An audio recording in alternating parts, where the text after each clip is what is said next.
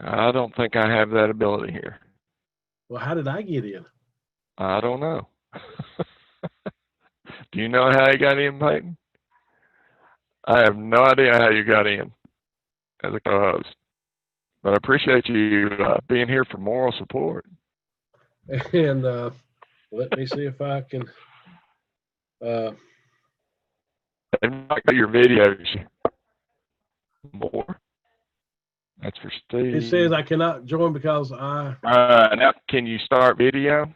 Oh, that was just for him. Co-host. You cannot start your video because the host has stopped it. Now, are we in now? Now, can you hit broadcast? Broadcast. There we are. The webinar is now Okay. Well, I'm going to go ahead and start broadcasting. I think everyone is in.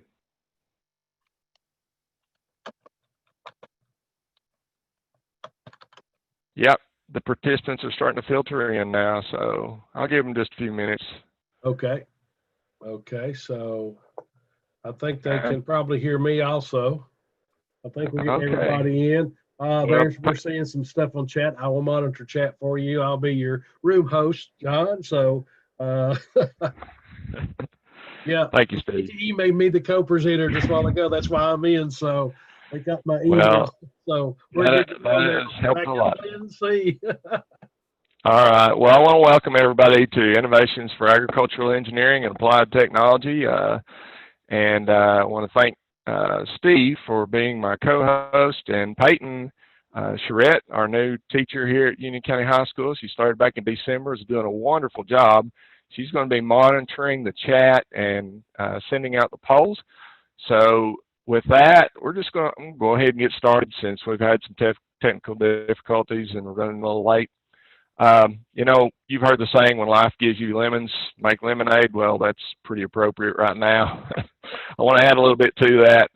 As a teacher, we should be looking to add the sweetness to a sour situation for our students.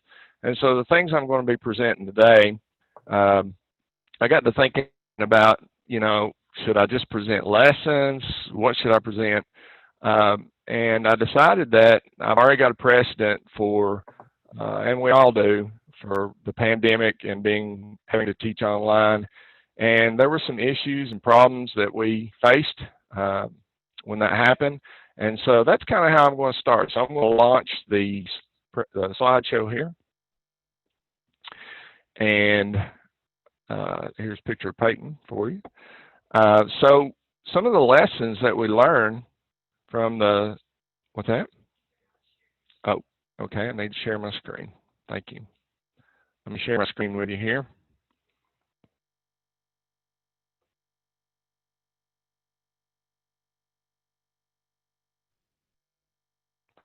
There we go. Got a little flustered.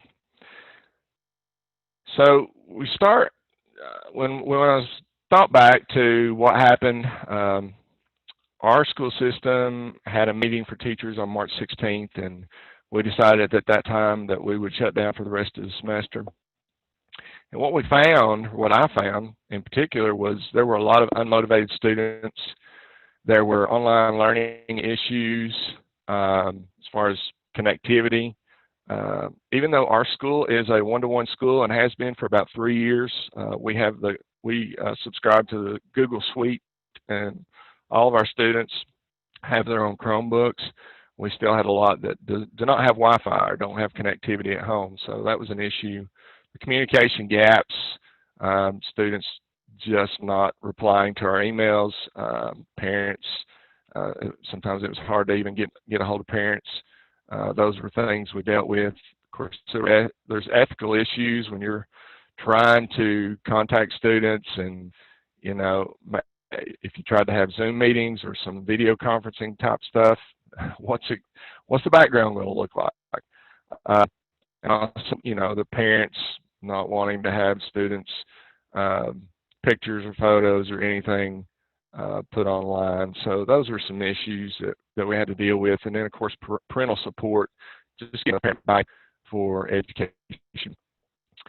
So I've listed some objectives for the presentation today in question form. How will learning be structured for uniform delivery? How will content be delivered? How will the students be able to participate in hands-on learning? How will the students be evaluated? And who will hold the students accountable? I hope you can hear me well. Good.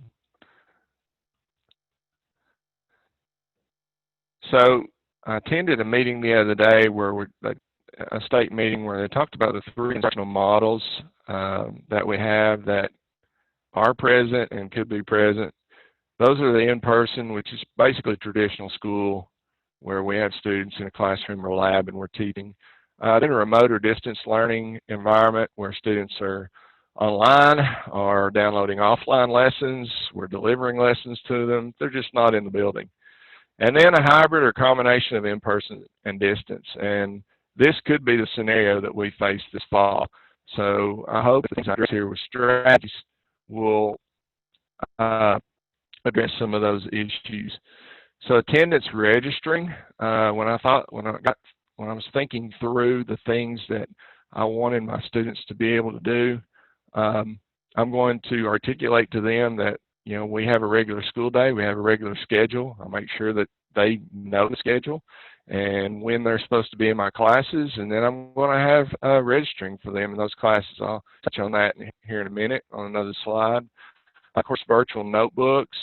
So that's something where they've got, our students are one-on-one computers.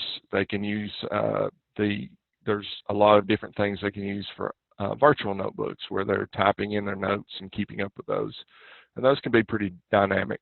We'll touch on learning management systems. Of course, like I said, we're using Google, so we use Google Classroom to push out content. Classroom session recordings, that could be where you are, just like we're on a Zoom meeting right now, you could record the meeting, and this meeting's being recorded, and then you could push that out to students. Virtual meetings where you have field days or lab days where students could come in. And then evaluating the students, there's all kinds of issues with that. I'll touch on those here in a minute. And communication is going to be paramount.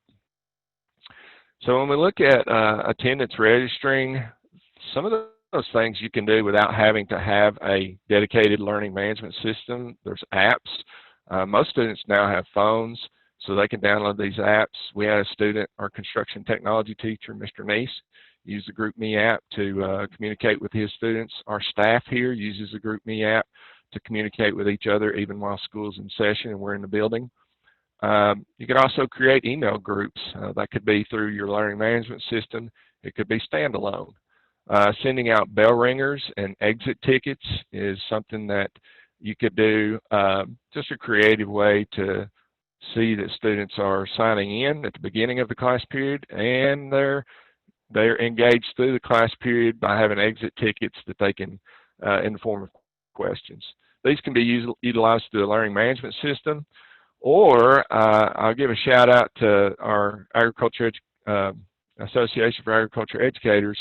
They had a workshop on Socrative, I think that's how you pronounce it, and it's an app that you can get on your phone. It's an easy way to push out bell ringers and exit tickets, and I appreciate them for having someone on to share that, and I downloaded it and tried it out. I'm not using it in the classroom yet, but I think it's going to be going to work pretty good. Then we have virtual notebooks. Being able to utilize cloud storage is going to help a lot. You can see that I have Google Drive up here. Some people use OneDrive, Dropbox, and then iCloud. But I do have a poll that I pushed out at the beginning of the session. Is that up, Peyton? Okay. So we have a poll on learning management systems where you can participate and share with us maybe some of the learning management systems you use. I'm going to bring up the Ag Notebook site that I've created for this presentation to show you a virtual notebook. And you see here that this site, so I do Google Drive. I can click New. I go here to more, and I can go out and click on Google Slides and start a virtual notebook. I tried it since last semester in some agri-science class that I teach, and it worked really well. They were able to keep up with notes. It's pretty dynamic because they can put Google Docs in there where they collaborate. They can sheets. They can put things like maps. You see here on the home page, designed for the students to be able to see where the high school is. Are at home and zoom them in. Down at the bottom, you can see that there's the 3-component model for class and lab, SAE, and FFA. Up here at the top, you can see where I've created pages for class and lab, FFA, SAE, industry certifications, and then in the files that I sent out with this presentation, I've included the resources. I will include this website in the resources and in some other things that I'm going to share with you after the presentation's over. So I'm going to go back to create this just to give you a view and see where you can enter all kinds of layouts. You can embed the FFA website I had there. I embedded it on page, and you can go to pages, and you can organize pages here. And students can do that. It's pretty easy for them to learn this, and it's pretty easy for them to keep up with notes. They can do that in their class and labs here. So, different learning management systems that we have, and this is the poll. Google Classroom. Then there's OSHA Safety. Some of you use CareerSafe, so that's a learning management system that a lot of people are utilizing now since that's one of our industry certifications. Another one is Briggs & Stratton Power Portal. I heard Steve talking about this in his presentation about how there's a lot of these learning management systems that are online now for students to be able to access. The thing about these, where we use these for our industry certifications, is we have to be an administration site. So your school or you have to be the administrator, and then you can push that out to students. With Google Classroom, that's free to anyone, and even if your system doesn't subscribe to that, you can do that on your own to push out to your students. Another one that I found this spring was the Miller Open Books. I know Lincoln has one too for welding.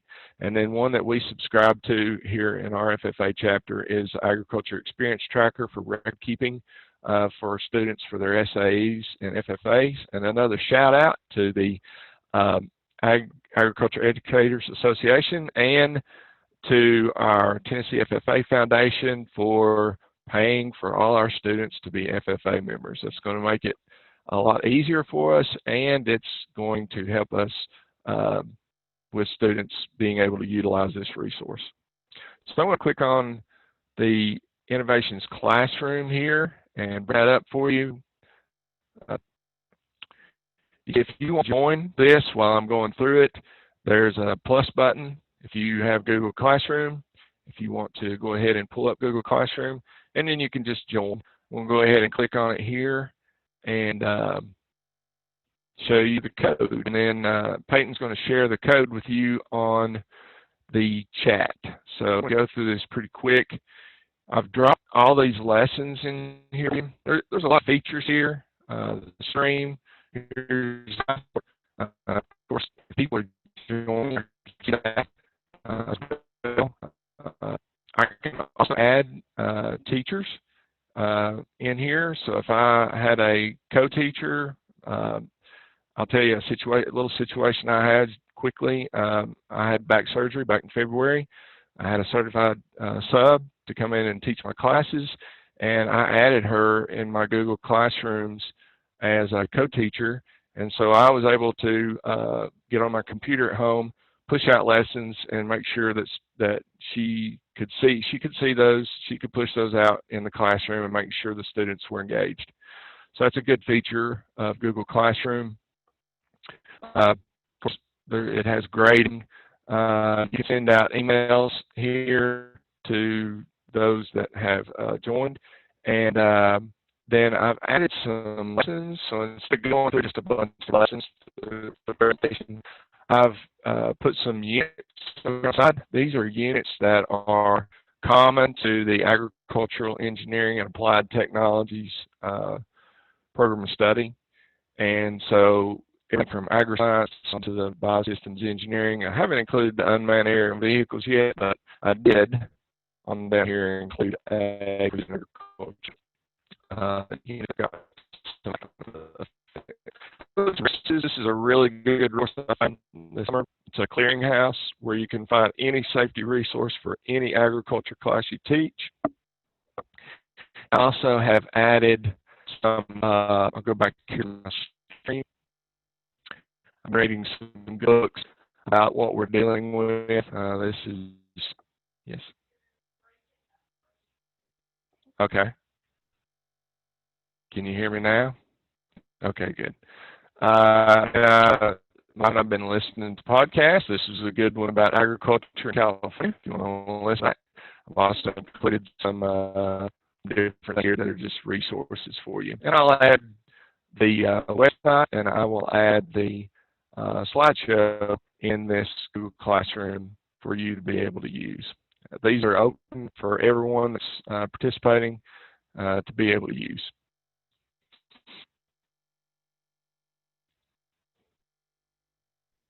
All right. So really, I'm running short on time into the question and answer session, but hands-on learning, being able to have some hands-on learning for students in this program of study is pretty important. So being able to do project demonstrations in collaboration with you and the student, maybe with a mentor and student in a work-based learning type environment, or student to student. There's some ethical issues and legal issues with that I've been exploring with our school system. So, but you must have a record feature enabled for platform. Zoom does have a record feature, but our system won't let us do it through Zoom. We are using Screencastify to be able to record ourselves only, not students, and to push those lessons out through our Google Suite. And then you can students could submit, or you could submit through your learning management system. Google Meet is one, and YouTube. Also, some video project submission for students. They could do that through YouTube. I included an example of one. This is not one that I did or my students did. It's just an example of a short video that your students could do after you've demonstrated a skill, and they could send that back to you. Of course, phone, video, email to teacher, and then you can assign those through your learning management system. There are ethical guidelines, and this is where the parental support and being able to communicate with parents is very important. This is a project that I assigned, and it's on the Innovations Classroom page. This young lady is one of our FFA officers, Emma Moyers, and I assigned them to build sawhorses with their parents' help. And so they went through some safety training, and this is a picture that she submitted to me through my email of her building her sawhorses. And there's an Innovations Classroom there. Then with the hands-on learning, you could have field days, especially if we're in a hybrid environment where students may have to come in to complete some of the skills. But also should be assigned through the LMS. There's the industry certification labs with the NC3 precision measurement instruments. They require you to have students go through the labs, even though they are doing the online learning now. A new one that I discovered was the National Safe Tractor Machinery Operation Program, which requires a field day. You can see here in the picture. Then there's ATV, field safety, skid steer field safety, chainsaw safety operation, and metalworking, possibly at school or home. Then, of course, evaluations are going to be important. I could screenshot everything that I'm doing, whether it be from taking a test or from this slideshow, and send it to anybody, so students can do that too, and they figured that out. So we got to be creative with evaluations. Google Forms, project galleries in virtual notebook, which I've included a picture of here. using Flipgrid, which allows you to do short videos where students can evaluate other students' assignments after they post their websites. And I thought maybe I've not done this before, but I was thinking maybe a Flipgrid Friday where students evaluate other students' learning assignments. And communication is very important. I'll do that once again through GroupMe, through Remind, internal email, social media. We communicate with our FFA members through our Facebook page. Most systems have a student information system. We use Skyward, some use Aspen. You can communicate through that. Of course, video conferencing with Meet, Zoom, and Skype. Another GroupMe app uses a Skype to be able to do video conferencing. So that's the end of the presentation. Go make lemonade. I want to thank you for attending or participating in the polls and chat. I'll post this presentation on both the Innovations Classroom page and the My Ag Notebook site. And the keyword to enter for attendance credit is ocean. Peyton's going to send that out to the chat. It's all caps. And then we won't quite have 15 minutes for question and answer. But if you can think of some questions that you had that we weren't able to answer here, you can shoot me an email, and I'll be glad to help you with anything. I'm just learning myself. I think we're all in this. This is kind of new territory for us, so I hope something that I've shared and something that I've experienced may help you. And I've learned a lot just putting this presentation together. So with that, I'm going to John, stop my share. Let me just interrupt you a second for all the participants on here. This presentation will be uploaded on the site a little bit later this afternoon under the on-demand sessions, and you can go back and look at the presentation later today of recording and all the dialogue and the stuff that was actually sent. So just wanted to remind everybody of that. And since that will be in the format, the Zoom video recording format, right, Steve? From my understanding, yes. They'll just pull it up. They can go to the site where you log in for the Institute, and there's a tab that says on-demand sessions, and pull it down and hit that, and it'll just start playing that recorded session, just like what we had. And so if there's any other chat questions that you want to put in for John, we have just, I think, a few more minutes or something. Please chat those in and ask those while we still have a few minutes. One thing, I did have another poll on communication, if you want to go there and participate in that communication poll. And Peyton has given me a note here that if you want to get on the Google Classroom, do that with a personal email address, and you should be able to get on there and get all those lessons. So we'll go to the chat here and see what kind of questions that we have.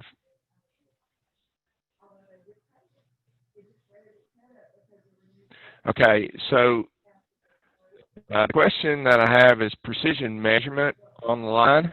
I had the opportunity to actually do that this spring. I had a student that was wanting to finish his precision measurement. We had started in class, and then when we went to online learning, NC3 adjusted that's the platform we use for learning management systems. They had adjusted their pushing that out to students where they could have all the information and the modules where they could complete them online and use them for the testing. But in order to complete the certification, the students are required to come in and physically go through the labs. And so I had a student that did that, and he finished all the tests, and he was able to pass those tests for each of the modules. He came in and did the labs on a couple of different days, and he got all his certificates and the 3 hours credit for Pellissippi State Community College, which is where he's going to school. John, there is a question on here about far as other ag sessions today. There's one way you can check real quick, and we do have a couple sessions today. When you go to the CTE website and click on schedules, you can get the full schedule. my agenda if you've done, and there's a link down there just for ag, and you can look and view what all schedules are day by day. Today at 1:30, there is a tour of Walter State Community College Culinary Arts Facility. And then at 3:15, there's a technical credentialing with virtual and augmented reality that's done. It's one that helps all CTE. It's not just ag specific, but for this new world that we're in, how do you credential kids? And so that's one that I think will be beneficial, that's assigned to a lot of the different CTE areas. That's the only ones that are on the docket for the rest of the day for ag. And I've seen some comments about having trouble getting onto the Innovations classroom. I'm going, you can toggle inside that where anyone can enter with their personal email. So I will try to fix that after the session, and then you can get in on that classroom. So you can only join with a personal account, not a school account, is what Peyton's telling me. Okay, also, there's a question here as far as how long will the sessions be uploaded and available. Far as PD credit, they will be available all this week, for 2 weeks actually, and then the department's going to leave them up for a while. We're not sure how long they're going to be up, but we will have access to them for quite some time for that. But far as credit, 2 weeks after that, we're going to try to leave them up as long as possible. But we don't know how long yet. All right. I think there's a question on the, also a question area on the poll. So when the session closes, I think you can go back and maybe do that on the poll, or if you have a question and you want to include it there, there's a question poll. If not, I will, I've made my email address available to you, and I'll type that in right now for you to be able to send me questions if you want to. Yes, it's not working for me. Oh, here we go.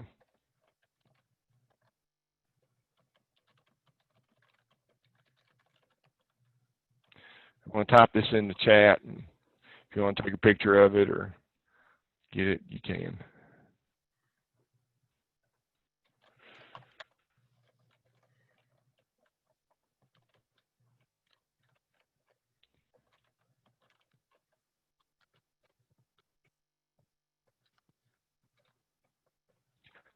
If there's more questions, I guess we're right about there at the time.